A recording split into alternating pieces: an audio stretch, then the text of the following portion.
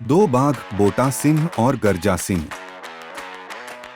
कल्पना कीजिए कि एक समय ऐसा था जब खालसा की दहाड़ को दबा दिया गया था। उनका अस्तित्व मिथक बनकर रह गया था।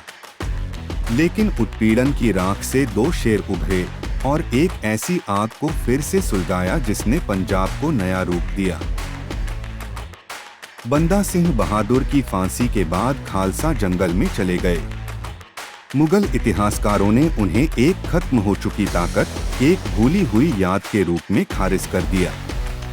एक समय में खौफजदा सिख योद्धाओं को अब एक मिथक माना जाने लगा। उनकी शक्ति समाप्त हो गई। बोटा सिंह संधू और गर्जा सिंह मजहबी, दो साधारण सिखों ने मुगल सैनिकों को खालसा का मजाक उड़ाते हुए सुना। धार्मिक क्रोध और सिख गौरव को बहाल करने की तीव्र इच्छा से प्रेरित होकर उन्होंने एक कदम उठाने का संकल्प लिया। वे साबित करेंगे कि खालसा एक मिथक से बहुत दूर है। अगले दिन वे लाहौर के पास एक पुल पर तैनात हो गए और वहां से गुजरने वाले सभी लोगों से कर की मांग करने लगे। विद्रोह के इस कृत्य, संप्रभुता के इस दावे ने मुगल प्रशासन में हड़कंप मचा दिया। खालसा वापस आ गया था और वे कर वसूल रहे थे। बोटा सिंह ने मुगल गवर्नर को एक भड़काऊ पत्र लिखा जिसमें उन्होंने उसे ताना मारा और पुल को खालसा शासन के अधीन घोषित कर दिया। यह दुस्साहसिक कार्य ध्यान आकर्षित करने और टकराव को मजबूर करने के लिए किया गया था। वह जानता था कि यह उनका आखिरी रुख होगा। जलालुद्दीन के नेतृत्व में मुगल सेना आई।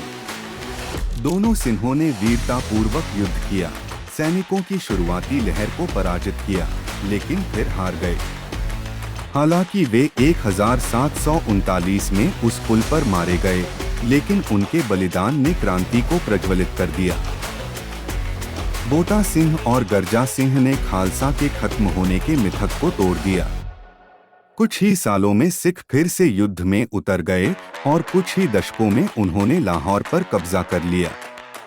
उनके साहस ने पीढ़ियों को प्रेरित किया, जो दो बाघों की भावना को दर्शाता है।